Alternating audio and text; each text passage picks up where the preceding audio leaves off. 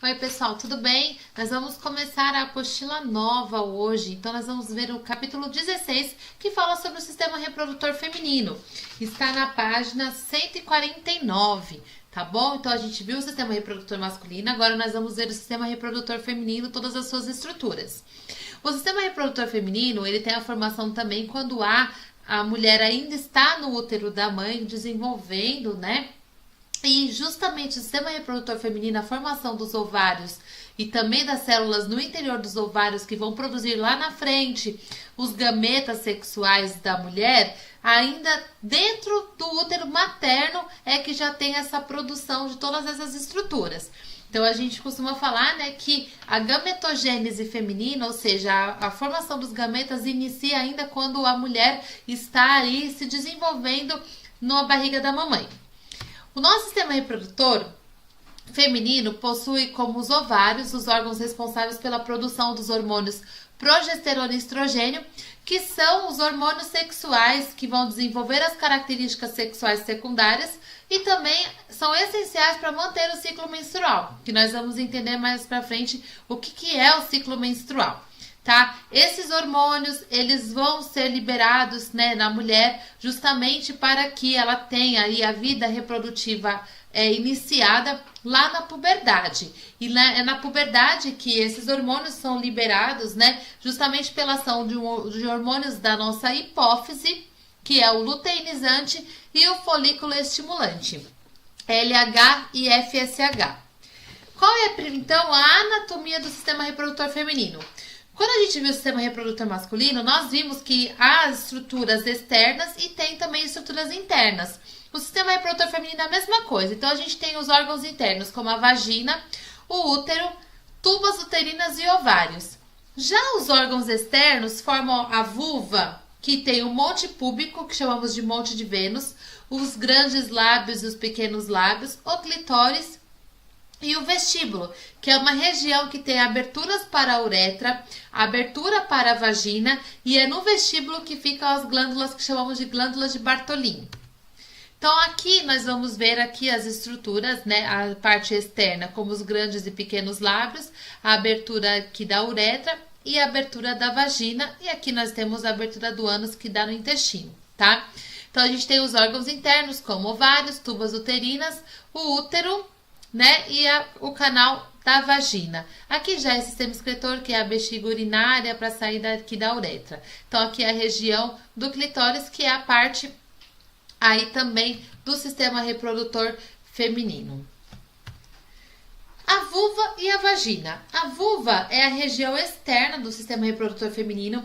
É na vulva que crescem os pelos pubianos na puberdade, né, que ficam mais concentrados na região do monte de Vênus ou monte púbico, que é uma parte elevada do tecido adiposo, ou seja, tecido gorduroso nosso, que serve para proteger o nosso osso pubiano.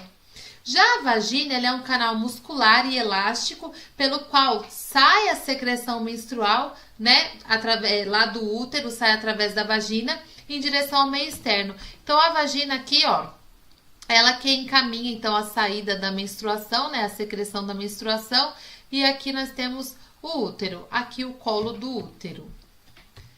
Durante as relações sexuais, o pênis ele vai ser introduzido no canal vaginal, que serve de passagem também para quando a mulher vai ter o parto normal e sai o bebê. Isso ocorre porque a vagina ela tem uma grande elasticidade, é um tubo muscular que tem uma grande capacidade elástica, por isso que tem a possibilidade de sair inclusive um bebê da vagina. Próximo à entrada da vagina tem uma membraninha, né, que para eliminar secreções e a menstruação, e ela protege os órgãos internos, né, prevenindo infecções. Então ela é chamada de ímen, né, e ela tem bastante vascularização. Então o ímen ele fica mais ou menos nessa região aqui e ele impede, né, a entrada de micro-organismos para causar algum dano na parte mais interna do útero, né, do sistema reprodutor feminino. Na abertura da vagina e o clitóris, né, essas duas regiões são protegidas por várias dobrinhas na pele, né, que são os grandes e os pequenos lábios. Nos grandes lábios tem pelos e os pequenos lábios quase não tem pelo. O clítoris está localizado na parte central da vulva e ela vai ter uma estrutura formada por tecidos eréteis, ou seja, que é bem parecido com o tecido formador do pênis nos meninos. Então, a gente tem aqui essa região do clitóris, né, o clítoris, que ele vai, então, ter essa mesma capacidade, né, de endurecer aí durante o momento do ato sexual também, bem parecido com o pênis. Nos dois lados da abertura da vagina, nós temos aqui as glândulas de Bartholin, tá? Pode ser que você nunca tenha ouvido falar delas, né? E elas produzem um líquido que ele lubrifica o canal vaginal.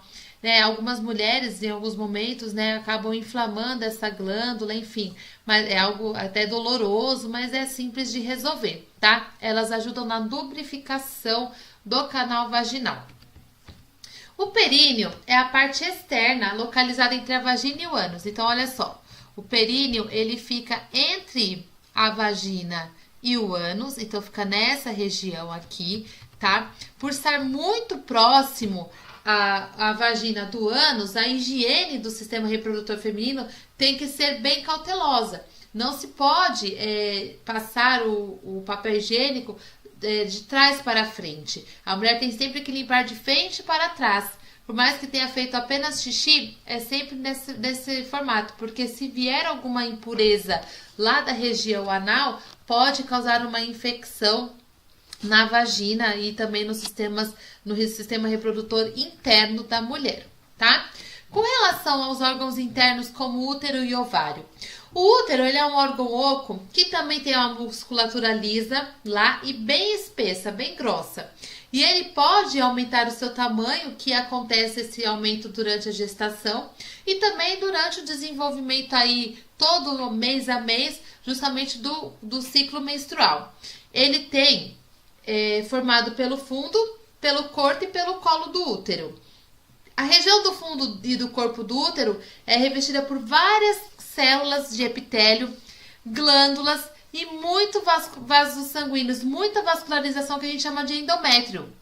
Essa região do endométrio, que é justamente a parede interna do útero, que aumenta de sangue por conta dessa vascularização, caso o útero esteja no momento em que a mulher ela vai ovular para receber o bebezinho se ela fecundar esse ovócito que ela libera, esse gameta, tá? É nessa região do útero. Essa vascularização ela varia, né? Como eu falei, de acordo com o período do ciclo menstrual. E se tem fecundação, o endométrio é o local onde vai acontecer o quê? A fixação do embrião, que a gente chama de nidação. Esse nominho vocês já ouviram falar em outros módulos. Já as tubas uterinas, que uma vai para cada ovário, é um canalzinho em forma de funil, que é onde ocorre a fecundação. A fecundação não ocorre no útero, ela ocorre nas tubas uterinas. E lá nas suas extremidades, mais distantes do útero, né, tem uma franjinha que tem vários, né, cílios que a gente chama de fimbrias. Esses cílios favorecem o quê? A conexão do ovário com a tuba uterina. A gente já vê uma imagem. Dessa forma, então, quando ocorre a ovulação, o que acontece?